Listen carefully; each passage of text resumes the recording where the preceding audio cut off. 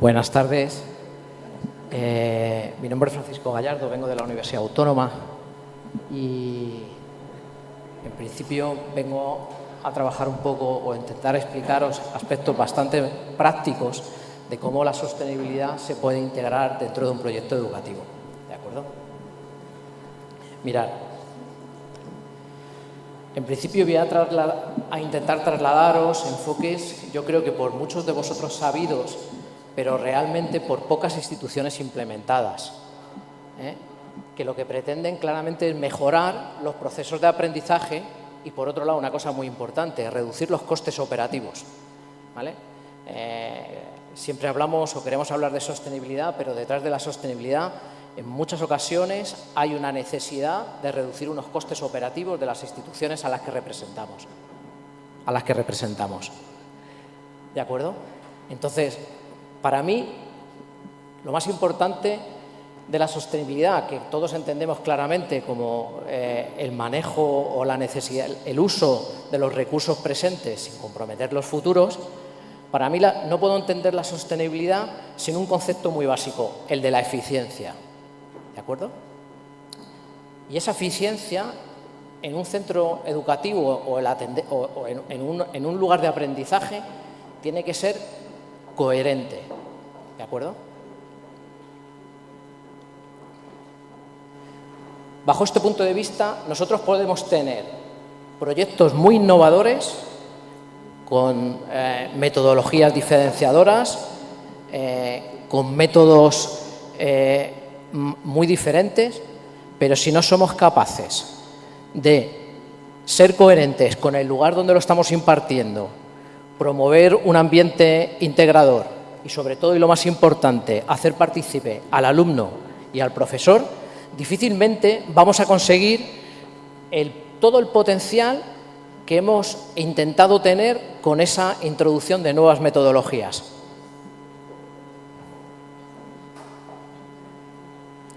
Vamos a ver, yo voy a intentar trasladaros aspectos técnicos, ¿vale?, para que un centro educativo se encamine hacia un modelo sostenible, permitiendo al mismo tiempo mejorar los procesos de aprendizaje, trabajando sobre la parte de la eficiencia energética, la racionalización del agua y la gestión del residuo.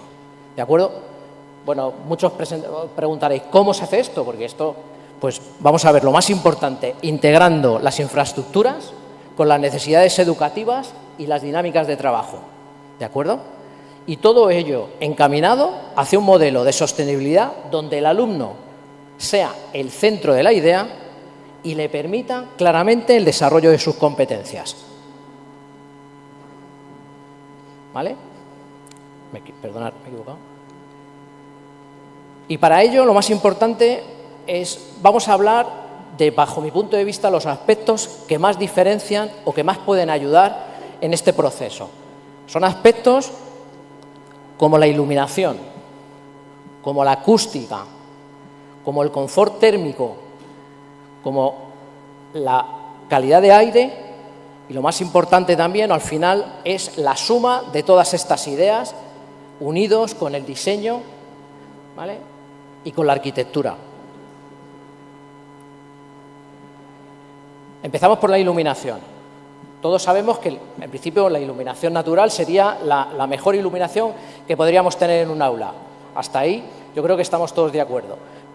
Pero en muchas ocasiones tenemos que atenuarla y en otras, claramente, tenemos que aumentarla. La iluminación sobre las personas, y en este caso si estamos hablando de alumnos o de estudiantes, influye claramente sobre el estado de ánimo, sobre la capacidad de concentración y provoca, por ejemplo, la capacidad o el aumento lectora, la capacidad lectora, y disminuye claramente los errores de comprensión. ¿Vale? A partir de ahí podemos pensar simplemente, bueno, pues yo voy a cambiar las luminarias, las voy a poner LED y parece que con eso ya tengo todo conseguido. Eso no es del todo cierto.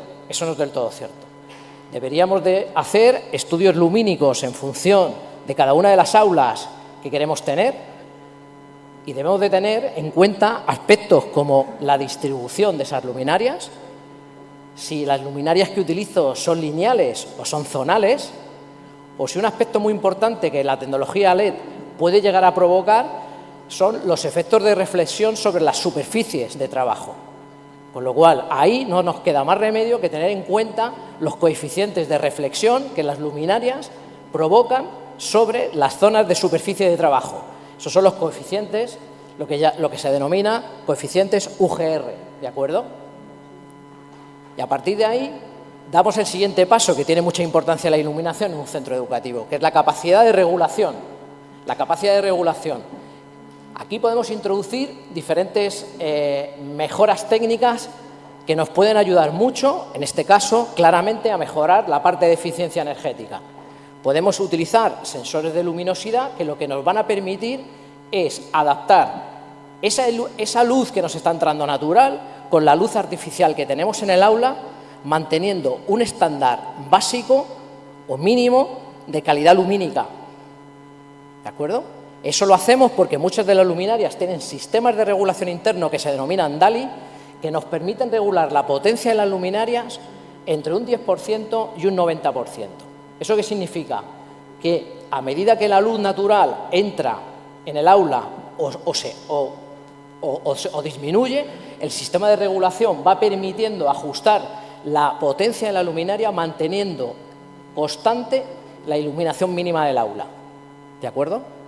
Si esto además lo combinamos con sistemas de controles de presencia, lo que nos va a permitir es evitar lo que habitualmente vemos en la mayoría de los centros educativos, que nadie apaga una luz. ¿De acuerdo? Entonces, esto lo que nos va a permitir es reducir, y os puedo asegurar, porque esta parte la tenemos ya implementada o he estado trabajando en la implementación de varios centros educativos, el ahorro energético supone en torno al 40% mínimo en la iluminación del centro educativo. Y luego hay un aspecto que quiero comentaros, que es el tema de la temperatura de color y cómo influye la temperatura de color o el tono de color a la hora de trabajar los alumnos en las clases. Si utilizamos una temperatura de color o un tono del color cálido, lo que estamos favoreciendo es la relajación del alumnado, aumentamos la concentración del alumnado, ¿de acuerdo? Y si utilizamos un tono de color, nos subimos la temperatura de color, va subiendo y va tirando hacia el blanco, lo que conseguimos es aumentar la atención y el interés del alumno. Fijaros que esto es muy habitual en las tiendas de ropa o las tiendas de moda, donde todas las luces son blancas, porque lo que pretenden es captar tu atención y fomentar el hecho de que puedas comprar.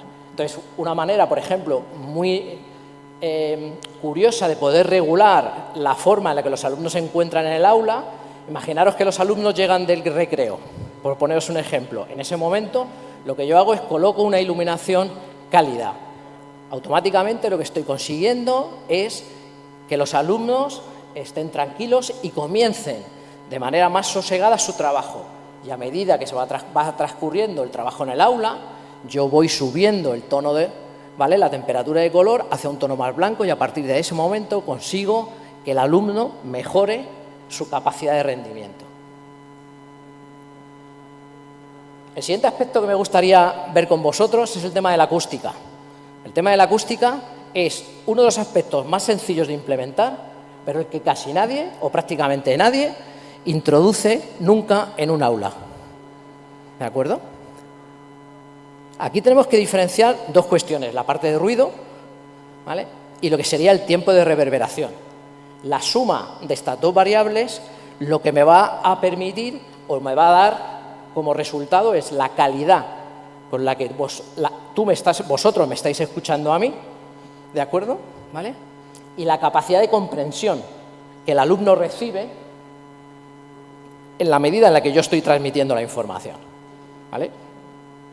Esto lo que claramente provoca es lo que todos llegamos a conocer como contaminación acústica, pero aquí implementarlo o trasladarlo a un aula, ¿de acuerdo? Entonces, ¿qué es lo que nos va a provocar? Nos va a provocar claramente elementos de fatiga, falta de concentración, aumentos en los errores de las lecturas y, sobre todo, lo más importante, la irritabilidad de los alumnos, ¿vale? Aquí hay un efecto muy interesante que se produce en situaciones disfuncionales del alumnado, que es el efecto Lombard. El efecto Lombard es un estudio que se realizó, ¿vale?, donde las aulas que más problemas acústicos tenían, se veía que a lo largo del paso del día, al final del día, esos alumnos tenían una actitud mucho más disfuncional que los alumnos que en sus aulas se había mejorado todos los sistemas acústicos. ¿De acuerdo? Y aquí claramente tiene un efecto sobre los resultados académicos y se notaba muchísimo también de todos los estudios que se pudieron implementar que las pruebas de idiomas eran las clases donde peor resultado se obtenía. Una cuestión obvia, porque las cuestiones, en cuanto que empiezas a pronunciar, empiezas a intentar trasladarte en otro idioma y la pronunciación no es clara, etcétera, pues automáticamente has perdido la capacidad de comprensión y el resultado final es bastante bajo. ¿Cómo podemos resolver esta situación? Pues colocando elementos fonoabsorbentes por el aula, tanto en paredes como en techo, que mejoren esta situación. Y se ven claramente que los resultados, y esto es un detalle muy importante, que ya no estamos hablando solo del alumno, sino que mejora el estrés del profesorado. Muchísimo. Y otro factor importante, el 80% del profesorado reconoce que al menos una vez a lo largo del curso académico ha tenido problemas o de voz o de garganta, relacionado directamente por el esfuerzo a la hora de intentar transmitir la información a sus alumnos. ¿De acuerdo? Y en las aulas donde mejoramos todas las cuestiones acústicas, estamos consiguiendo una mayor productividad y una mayor concentración del alumno, consecuentemente, una mejora de rendimiento generalizado. Otro detalle importante, el confort térmico. Está claro, esto vamos a trabajar sobre el bienestar del alumno y el personal e influye muchísimo o de manera muy directa sobre la atención y el rendimiento de las personas. Aquí tenemos influencias externas e internas. Externas porque el centro educativo esté ubicado en unas determinadas características de frío, de calor o de humedad, ¿vale? E internas, es decir, cómo nuestro centro educativo o como nuestro edificio está intentando compensar o mantener ese confort térmico. ¿De acuerdo? Y otro detalle que influye mucho sería la densidad térmica. ¿Qué quiero decir con la densidad térmica? No podemos comparar o no podemos igualar un aula de infantil con un aula de bachillerato. Un aula infantil que tiene 20 niños de 6 o 7 años con un aula de bachillerato que tiene 25 adultos de 17 años. La carga térmica de las personas que conviven dentro del aula influye sobre el confort térmico. ¿De acuerdo? Estas situaciones que nos están provocando falta de concentración, falta de rendimiento y una cosa muy interesante que nos pasa a todos. Esto nos ha pasado a todos. Hemos ido al teatro, estamos viendo la obra de teatro y de repente hay un momento a lo largo de la obra de teatro que decimos, ¡uf, qué calor tengo! Automáticamente has parado de atender y de prestar atención a la obra de teatro porque tu subconsciente te está diciendo que tienes calor. Entonces, eso quiere decir que si no mantenemos esto en un nivel óptimo, nuestros alumnos constantemente tendrán sensación de incomodidad. Y fijaros también, solo el 16% del tiempo que un alumno pasa en un aula lo pasa en condiciones óptimas de temperatura, de humedad o de calidad de aire. ¿Qué elementos podemos controlar? Claramente, la temperatura, la humedad, la inercia térmica. Esto es otra cuestión importante. ¿Cómo se comporta mi edificio con la suma de mi influencia interna, de mi influencia externa y mi densidad térmica? Debo de entender todo esto porque es muy habitual, estamos hablando de sostenibilidad en centros educativos, comprobar en época de invierno cómo hay aulas que tienen permanentemente abiertas las ventanas con la calefacción puesta porque nadie ha contemplado esa situación. Esto es algo también muy habitual. Y ahí volvemos a la idea de la coherencia. Es decir, podemos estar hablando de sostenibilidad en un centro educativo, podemos intentar trasladar a nuestros alumnos todos los conceptos de sostenibilidad que queráis, pero en algún momento determinado hay un alumno que te dice, oiga, ¿por qué está el radiador encendido y tengo las ventanas abiertas? Esa pregunta tiene difícil respuesta, ¿vale? ¿Y qué podemos hacer también? Podemos trabajar sobre las cuestiones de aislamiento de los edificios, ¿vale? Porque la mayoría de los centros educativos no son edificios nuevos, ¿vale? Pero aún así en edificios nuevos tampoco se tienen en cuenta muchas veces estos aspectos. La insolación, que es una de las cuestiones que tampoco se están contemplando en muchos de los centros educativos, y los sistemas de producción, regulación y control. Es decir, debemos de aplicar los mismos conceptos que se aplican en grandes edificios, aplicarlos a los centros educativos. Y tendremos claramente un resultado de rendimiento sobre los alumnos, mayor concentración, una mejora clarísimamente de la eficiencia energética y nuevamente una reducción de costes operativos. El tema de la calidad de aire. Bueno, pues esto, lamentándolo mucho, lo tenemos mucho más presente porque lo hemos sufrido todo durante los últimos años, ¿no? Pero quiero matizar un par de detalles curiosos también que influyen en cómo la fatiga y la concentración del alumno por la falta de ventilación. Es el tema de del polvo en suspensión o los pólenes, que muchas veces también, depende de la zona en la que habitemos, tienen cierta influencia, y cómo nos afecta la emisión de contaminantes, lo que se denomina el OLF, es decir, cómo muchos de los materiales que componen el interior de un aula, desde los suelos, desde las pinturas, desde los revestimientos o el mobiliario, provoca la emisión de gases volátiles, que también tienen una afección sobre la parte de calidad de aire. Y otro detalle importante es lo que se denomina el decibel, que podríamos, la denominación técnica es la unidad de medida de la calidad de aire percibida. ¿Eso qué significa? El mal olor.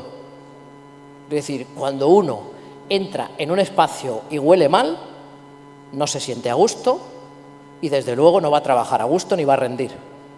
Y esto es otro detalle importante, que la renovación de aire y la calidad de aire va a evitar esa fatiga, esa falta de concentración o la pérdida de rendimiento. A partir de aquí podemos utilizar diferentes tipos de elementos que mejoren la calidad de aire y que mejoren esa eficacia por un lado y ese confort. Desde equipos industriales de tratamiento de aire, lo que se llaman UTAs, que en sus casos, la mayoría de los casos ya vienen con recuperadores de calor, es decir, nos permiten echar el aire sucio fuera, pero sin perder la carga térmica que ese aire tiene. Cuando colocamos o volvemos a utilizar, a introducir el aire nuevo en el aula, metemos aire nuevo, pero recuperamos esa carga térmica que habíamos dejado en el momento en el que expulsábamos el aire. Y una cosa que está empezando a funcionar ahora muy bien y que de hecho en muchos centros educativos se está empezando a poner son sistemas individuales de ventilación y de tratamiento de aire, que además tiene una ventaja sobre la eficiencia porque no tienes una gran máquina y en función de la necesidad de cada aula, con sistemas automáticos que van leyendo temperatura, humedad y niveles de CO2, nos permiten regular esos procesos de ventilación. El resultado, nuevamente, hemos mejorado el rendimiento, reducimos las alergias, aumentamos la concentración y el rendimiento del alumno. Y nuevamente aparece el tema de la eficiencia energética. Reducimos nuevamente costes operativos. Aquí hablo de texturas al conjunto de elementos entre los materiales, ¿vale? De materiales, mobiliario y diseño de un edificio. Y como esto también tiene un resultado directo sobre el alumno, ¿vale? Y sobre la sostenibilidad. Desde los suelos, desde la protección de las paredes que nos permiten evitar golpes, la reposición constante de pintura por suciedad, que esto es otra de las constantes en los centros educativos. Podemos utilizar, por ejemplo, pinturas con base de grafeno que lo que permiten es una reducción del CO2. El tema de mobiliarios o el tema de lo que serían todos los acristalamientos y ventanas. Podemos utilizar elementos acristalados, bajo emisivos, que bloquean la radiación ultravioleta, etcétera, que nos va a mejorar nuevamente el rendimiento, pero además nos va a dar una sensación de luminosidad, de espacio, y todo esto nos va a mejorar, primero, esa coherencia de la que hablábamos antes, en la que intentamos integrar todos estos elementos con el proyecto educativo. Acabamos siendo claramente mucho más eficientes y eficaces en lo que queremos hacer, porque nuestro trabajo como centro educativo es intentar conseguir que el rendimiento de nuestros alumnos y el aprendizaje sea el mejor posible, y al final acabamos teniendo una cosa muy importante, que es la intención de permanencia. Cuando uno está a gusto en un sitio, se siente cómodo en un sitio, ¿vale?, no solo disfruta o está cómodo, sino que al final su rendimiento claramente mejora. Y a partir de aquí el resultado es obvio. Tenemos una facilidad de trabajo, somos mucho más creativos porque estamos trabajando de manera mucho más cómoda, ese aprendizaje es mucho más activo y empieza a funcionar una mayor participación, rendimiento del alumno, y al final también es importante que, por ejemplo, el concepto del mobiliario, trabajemos la parte de sostenibilidad con el tipo de materiales que estamos intentando implementar en las aulas. Mirad, por ejemplo, os pongo un ejemplo. En la Universidad Autónoma hace muchos años se planteó la remodelación de todos los laboratorios de biología y de química, y se planteó, yo estuve en ese proceso de evaluación de cuál era el mobiliario más adecuado para instalar en esos laboratorios. Hubo mucha discusión porque había un determinado mobiliario que era muy caro, pero que bajo mi punto de vista cumplía una calidad altísima.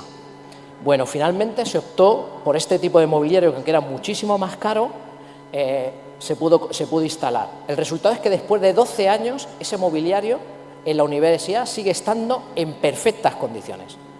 Entonces, somos sostenibles porque no compramos, porque no usamos y porque no tiramos. ¿Vale? El famoso vídeo de comprar, usar, tirar.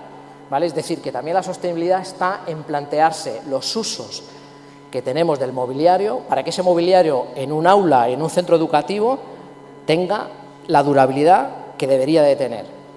Y en principio, con esto, muchas gracias, termino un poco esta parte. Ahora vamos a seguir explicándoos alguna cosilla más, ¿de acuerdo? ¿Tenéis alguna pregunta? Dime.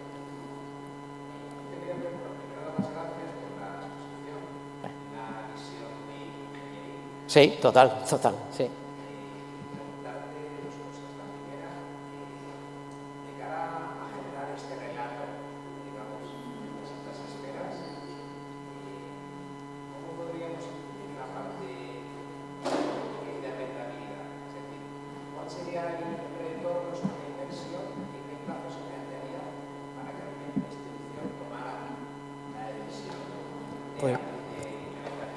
Pues mira, de hecho, en la anterior ponencia, este hombre mexicano, no recuerdo su nombre, Benjamín, me parece, ¿no? Abel, ha dicho una cosa muy importante. Si no mides, no puedes evaluar. Entonces, una de las primeras cuestiones que hay que hacer cuando se plantea esa situación es que tienes que empezar a colocar indicadores que te permitan conocer en qué condiciones estás y qué necesidades reales tienes.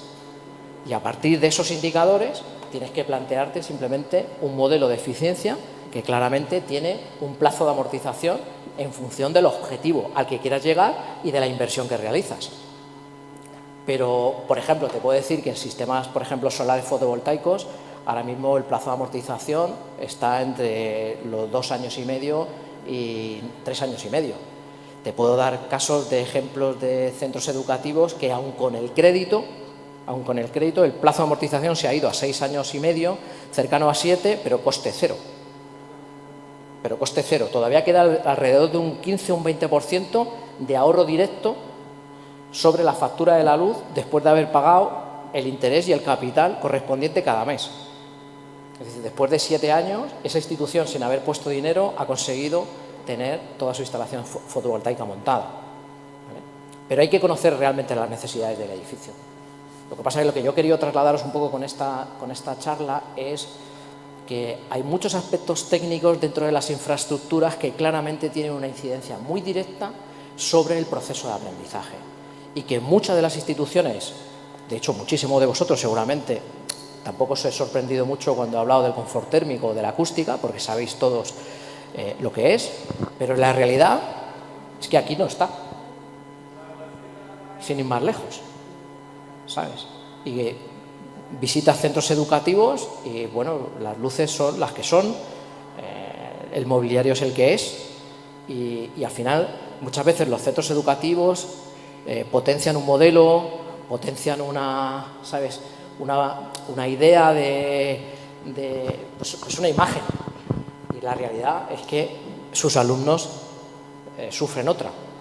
Y yo lo que he querido incidir es en las cuestiones más técnicas para que veáis un poco que esta parte también tiene una influencia directa sobre el aprendizaje, sobre la sostenibilidad y sobre, en este caso, claramente los costes operativos de una institución en la que todos necesitamos optimizar los recursos que estamos empleando en el día a día. Y mi segunda pregunta, como docente, es agradecerte que te hayas acordado del profesorado en todo este papel de aprendizaje. Y al respecto preguntarte tu opinión sobre los espacios abiertos en los que nos meten a los profesores para que supuestamente la comunicación sea más fluida, pero donde quizás por esta falta de aislamiento, pues realmente el ruido es ensordecedor, cuesta mucho concentrarse y todos acabamos ocupando las pequeñas peceras que ad hoc se establecen para reuniones con alumnos y realmente se convierten en espacios casi reservados, ¿no? A ver, yo ahí diferenciaría dos cosas. El hecho de utilizar espacios comunes o espacios abiertos como extensión del aula, es decir, podríamos utilizar elementos de pasillos o elementos de halls, o inclusive podríamos utilizar las grandes cristaleras como elementos de pizarra, ¿vale? Entonces, yo ya te digo, primero diferenciaría la idea de espacios comunes que son una extensión, ya te digo, del aula, y otra es diferente, sería los espacios, lo que tú me dices, que están, yo creo que mucho más pensados para, y discúlpame, el control del profesorado, ¿sabes?, que se vea desde fuera qué se está haciendo. Es decir, ahí hay una estrategia también un poco más de cada institución, más que una realidad sobre lo que tú me estás planteando, bajo mi punto de vista, ¿eh? Pero en ese caso, pues sería aplicar parte de estas cuestiones dentro de esos espacios. Sería tan sencillo como eso, ¿sabes? Ahora, quizás si no ponen calefacción en esos sitios serán para que estén menos tiempo, ¿sabes? Y os marchéis antes. O sea que... Gracias. ¿Vale? ¿Alguna pregunta más? Pues nada, gracias por tu pregunta. Sí. Andrés, ¿me pones otro? Y bueno, ahora vamos a comentaros un modelo de implementación que estamos empezando a hacer en uno de los centros educativos con quien estoy colaborando, de la cual Laura Antón es jefa de estudios del centro, y donde os vamos a enseñar un poquito parte de lo que estamos haciendo. Bueno, mirad, esto es un centro educativo que se llama Ábaco. Está en el barrio de Carabanchel, ¿no? Carabanchel de Madrid. Y bueno, la pregunta que me hacías antes, pues es esto. ¿Qué tengo que hacer? Pues básicamente lo primero que hemos hecho es hacer un análisis previo, ¿vale?, que nos permite, primero, Ábaco es un colegio concertado, educación infantil, primaria, secundaria y bachillerato, ubicado en la avenida Peseta, tiene sobre los 1.600 alumnos, dispone de cocina propia, instalaciones deportivas, incluida piscina y auditorio, ¿de acuerdo? ¿Qué se me plantea? Pues tiene unas necesidades, ¿vale?, que en este caso son modificar su dependencia energética. Para ellos es importantísimo modificar su dependencia energética, mejorarla e intentar integrar esa mejora energética dentro de su modelo educativo mediante un proyecto que ya tienen ellos definido y en marcha. ¿De acuerdo? Os doy la distribución energética del edificio. El edificio tiene una dependencia eléctrica del 42% y una dependencia térmica del 58%. Es decir, eléctricamente todo lo que funciona con electricidad y térmicamente todo lo que necesita agua caliente para hacer funcionar o para conseguir el confort o el uso del edificio. ¿De acuerdo? Fijaros que además la dependencia térmica es mucho mayor que la eléctrica. En general, en la mayoría de los procesos industriales pasa exactamente lo mismo. Estamos hablando siempre de electricidad, estamos hablando siempre de electricidad de fotovoltaica, pero estamos despreciando la térmica, que tiene muchísimo más rendimiento que la fotovoltaica. Planteamos una pequeña hoja de ruta. Monitorización, lo que te decía. En este caso empiezo a tomar datos reales. Empiezo a entender cómo funciona el edificio. Y a partir de ahí también entiendo el modelo de uso. Esto es una cuestión importante. Entiendo a qué hora arranca el centro educativo, a qué hora arrancan los sistemas de climatización, cuándo se empiezan a encender las luces, etcétera. Y a partir de ahí entiendes el modelo a eso le llamo el modelo de uso. A partir de ahí establecemos un diseño de qué elementos debemos de implementar para cambiar o mejorar. A veces no lo puedes cambiar y otras veces simplemente tienes que establecer un proceso de mejora sobre el dispositivo con el que quieres trabajar. A partir de ahí resumes y un calendario, evalúas costes, estableces plazos de ejecución, fases de implementación y métodos de evaluación, porque a lo mejor no puedes realizar una inversión directa de manera muy rápida. Y entonces, poco a poco, estás evaluando si las decisiones que estás tomando van en la línea en la que tú quieres que vayan. Y, por ejemplo, esto es la situación real. El colegio instaló una instalación fotovoltaica de 170 kilovatios, pero aquí introdujimos la primera novedad. Metimos un sistema inteligente de almacenamiento que tiene como misión no almacenar los excedentes, sino gestionar la potencia de demanda del edificio. Esto quizás es a lo mejor demasiado técnico, pero la factura eléctrica, yo creo que en España, Portugal también, porque como tenemos la excepción ibérica, somos iguales, pagamos por dos conceptos principales, aparte de los impuestos. La energía que consumimos y la potencia de la que disponemos. ¿De acuerdo? Entonces, por un lado, yo estoy incidiendo sobre la energía que estoy consumiendo, que sería la instalación fotovoltaica pura y dura, pero el almacenamiento me está reduciendo el coste por la disponibilidad de potencia. Es decir, cuando el colegio tiene una demanda de potencia, lo que hace el sistema de almacenamiento es dársela. Y entonces lo que nosotros hacemos en la factura o a la compañía eléctrica es reducir la potencia que hemos contratado. Y entonces la batería, de manera inteligente, está monitorizando constantemente la red y decide cuándo aporta energía al sistema o cuándo se recarga para estar preparada para la siguiente necesidad de aporte de potencia. ¿Vale? Esta es la principal novedad de implantación de este centro educativo. A partir de ahí tiene una instalación solar térmica que está en proceso de adecuación. ¿Vale? Se está optimizando y reparando porque algunas cosas todavía venían de la antigua gran nevada que hubo en Madrid y bueno, tenía bastantes cosas pendientes de reparar. Se va a ampliar y además le vamos a poner un sistema de aerotermia de alto rendimiento que va a aportar térmicamente calor también a todo el proceso de funcionamiento del centro. Y otro detalle, cuando hablábamos de elementos pasivos en el centro educativo, muy fácil de implementar, son las protecciones solares. Las protecciones solares pueden reducir hasta el 90% la incidencia de ultravioleta sobre las aulas. Y hemos empezado a medir empíricamente que la reducción de temperatura, aula que tiene los elementos de protección y aula que no lo tiene, tenemos una diferencia entre 3 y 4 grados. Pensar que un grado, la reducción de un grado, si yo estoy aplicando aire acondicionado o calefacción, la modificación de un grado supone un 7% más de energía.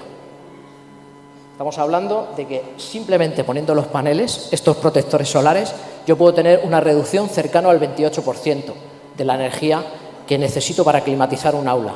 En este caso, claramente, con frío, porque Esto tiene mucho más sentido cuando la incidencia del sol es mucho mayor, ¿vale? Próximas acciones del centro educativo. Pretende cambiar justamente todas las luminarias, establecer procesos de regulación, sectorización y lecturas de cuadros eléctricos, ¿vale? La lectura de los cuadros eléctricos lo que nos está dando es la información constante de cuáles son las condiciones en las que está funcionando el edificio, justamente para poder tomar acciones posteriores. En el tema de la climatización, importante también la sectorización, que es lo que es muy habitual en los centros educativos. Tengo una orientación norte, tengo una orientación sur. En la zona de orientación sur tengo un exceso de temperatura y en la zona de orientación norte tengo una carencia de temperatura. En una zona los profesores y los alumnos se quejan porque tienen calor y en la otra zona los alumnos y los profesores se quejan porque tienen frío. Entonces, el proceso de sectorización es ajustar toda la potencia térmica que necesita cada uno de los lugares, ¿vale? Y una cosa también, que básicamente esto se hace con análisis después, es la adecuación de la curva de consumo a la curva de producción, es decir, entender cómo está funcionando el centro educativo y a partir de ahí también adaptar la forma en la que produzco la energía. Esto claramente tiene como objetivo reducir, el objetivo de este centro educativo es quedarse en torno al 60%, ¿vale? Es decir, que el 60% de su energía tenga una reducción de energía alrededor del 60%, ¿vale? Con todas estas medidas, ¿de acuerdo? Esto es un poco el objetivo, ¿eh? El objetivo. Y a partir de aquí lo introducimos en un proyecto que ya está. Yo contribuí a esta parte e introducirlo en este proyecto que le llaman Going Green, ¿vale? Que en la parte solo de energía, porque luego trabaja la parte de agua y la parte de gestión de residuos también, ¿vale? Hemos tratado de intentar explicar muy bien al personal, al profesorado y a los alumnos lo que hemos hecho como centro educativo, ¿vale? Para que tengan la sensación de permanencia también al centro. Hemos hecho un análisis por etapas de los resultados con la monitorización. Hemos adaptado un sistema de monitorización que permite enseñar a los alumnos cómo está funcionando energéticamente su centro educativo. Y hemos hecho un ejercicio muy simpático que ha funcionado muy bien, que es explicar a los alumnos el sistema tarifario, ¿vale? Todos los alumnos llegaron a clase con una factura de su casa e intentamos explicarles, fue intentar explicarle cómo funcionaba la factura, que entendieran que era la parte de energía, que era la parte de potencia, que eran los impuestos, porque es una cosa importante. Y fue muy divertido ver cómo ellos se involucraron muchísimo en entender cómo estaba funcionando el sistema eléctrico, ¿no? Y en principio, luego hicimos el objetivo que tiene el proyecto en la parte de energía es intentar montar como un estudio, realmente trasladar a los alumnos un estudio de mercado, es decir, qué necesidades hay o qué opciones hay en el mercado para poder implementar un pequeñito proyecto de energías renovables, preparar con ello un taller donde ellos mismos sean los que monten todo este proceso, ¿vale? Y luego establecer procesos prácticos de análisis y evaluación de la propia aplicación que ellos han hecho, ¿vale? Y esto es un poco el comienzo de lo que hemos hecho. Y ahora Laura os termina de explicar un poquillo cómo está continuando el proyecto. Gracias, Pachi. Bueno, yo voy a ser bastante rápida porque ya llevamos aquí todo el día y, bueno, pues el cansancio también hace un poco de mella. Yo lo que voy a hacer es invitaros a hacer una reflexión de para qué hacemos todo lo que hacemos. No solamente con el proyecto Going Green, no solamente con la eficiencia energética en los edificios, buscando la sostenibilidad, sino cuál es el sentido de todo esto como docente. Porque todos los que estamos aquí o somos profesores, o lo habéis sido, o sois alumnos, porque me imagino que sois alumnos. Entonces, vosotros sois los protagonistas de todo lo que hacemos, que es para vosotros. El proyecto Going Green es un proyecto transversal que se lleva a cabo desde alumnos de 1 año a 18. Y seguramente penséis, un año, ¿cómo haces eso con alumnos de 1 año? No, perdonad, la pregunta es con 18. Eso sí que es lo complicado. implicarles y motivarles. Los alumnos de 1 año están chupados. Bueno, mi admiración por las profesoras de infantil. Es un proyecto que está aplicado en 3 centros, ¿no?, que acompaña a esa modelación que se está haciendo en las instalaciones de la ayuda de Pachi. Primeramente se está haciendo en un centro, el Ábaco, que luego en teoría lo que se va a hacer es extender al resto de centros educativos. Pero este modelo pedagógico sí se está implantando. Se busca desarrollar la habilidad ecológica. Hemos hablado de las soft skills esta mañana y hay una habilidad que también tenemos que tener en cuenta, una habilidad medioambiental, ecológica, que deberíamos llevar todos innatos. ¿Esto qué es? Generando impacto. Yo cuando era pequeña, ¿cómo me introduje y cómo me motivó el medio ambiente? Capitán Planeta. Yo no sé si lo recordáis o vuestros hijos lo habrán visto, pero esto fue en mi momento lo que a mí fue el elemento motivador, mi referencia. Hoy en día, ¿cuáles son las referencias en temas medioambientales? Nuestros alumnos, ¿en qué se basan? Para decir, ay, pues yo quiero ser Capitán Planeta o el que llevaba el anillo de poder de la Tierra. No hay referentes. Podemos pensar en 3 nombres, a lo mejor, y nosotros como adultos. ¿Qué podemos pensar? En Greta Thunberg, que creo que lo he dicho bien, ¿no? Sobre todo más bien por las polémicas que por lo que dice, ¿no? Por lo polémica que es. Quizás Leonardo DiCaprio, ¿no?, porque es un pedazo de actor y, bueno, mueve a mucha gente. Y Al Gore, ¿no?, que ha tenido una serie de conferencias mundiales muy interesantes. Y para de contar, o sea, yo soy bióloga. A mí, este señor, bueno, estos dibujos animados, me empezó a introducir la motivación por el medio ambiente, por tener esa curiosidad de qué está pasando en el planeta que nos lo estamos cargando. Y hoy en día, nuestros estudiantes no tienen esos referentes en el mundo medioambiental. Nosotros mismos no somos sus propios referentes. Tienen más referentes en YouTube, de cualquier tipo de videojuego o de fútbol, incluso los propios adultos, que un referente que sea realmente importante. Sí que es verdad que hoy en día lo que se está haciendo en las escuelas principalmente, ¿no?, es introducir esta mentalidad de sostenibilidad, de cuidado del planeta. Bueno, creamos huertos, hacemos actividades, les llevamos a excursiones desde muy pequeñitos, ¿no?, pues para que se vayan, bueno, introduciendo en este ambiente y empiezan a amar la naturaleza. Y nos creemos que lo estamos haciendo bien, ¿no?, porque ya está, ya los llevo a los chicos, un par de paseitos, un par de cositas en clase y ya estamos motivándolos y estamos sembrando la semilla de la sostenibilidad y ya estamos creando futuras generaciones.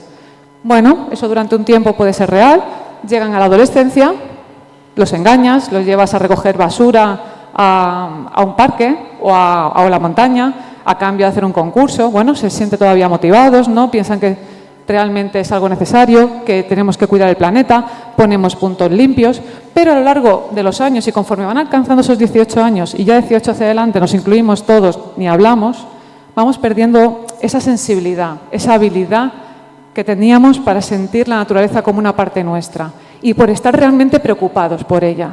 Se pierde porque, bueno, nos empiezan a interesar otras cosas, sobre todo a estos chicos, que si las canciones, que si el amor principalmente, y la amistad, ¿no?, que si las peleas con mi padre, que si los exámenes y tengo que empezar a salir.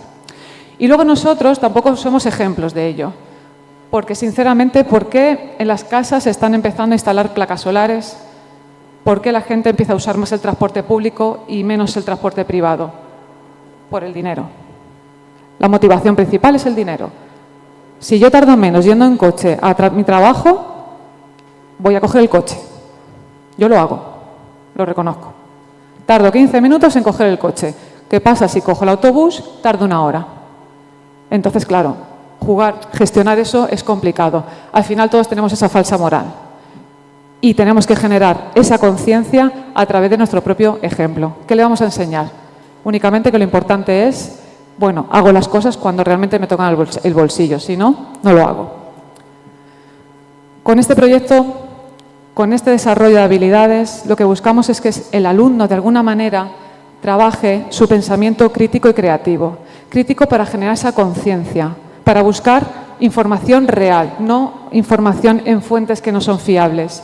Ese pensamiento creativo. El pensamiento creativo suele estar asociado mucho a las artes, a la música, pero hay un pensamiento creativo muy potente en las mentes científicas. Necesitas creatividad en ciencia, van de la mano, pero también necesito creatividad para resolver problemas. Y eso es lo que podemos enseñarles a estos chicos, a resolver problemas. Porque realmente implantando esa idea, la idea de que todos juntos podemos encontrar y formar un futuro mejor, esa idea en la que podemos hacer bien las cosas, porque hacer bien las cosas, hacer las cosas de forma correcta, es lo que nos impulsa, como humanos que somos, a seguir adelante. Y así, de esta manera, generar en esta pequeña niña, que tiene un caracol, que lo mira con mucho amor, que me encanta esta foto, genera esa conciencia, porque ellos son los futuros líderes del planeta. Muchas gracias.